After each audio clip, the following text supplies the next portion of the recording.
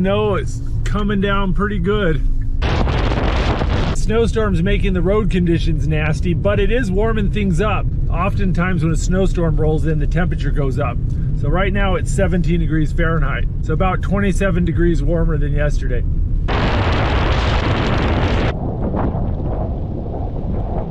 All right, guys, this is the road to Bettles, Alaska. It's a 26-mile ice road. It's only open for about a month each winter, and it's made out of ice. Check it out.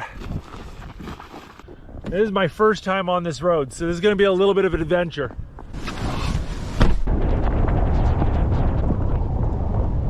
This road does not get plowed very often. If this snowstorm gets worse, I could end up getting stuck in Bettles.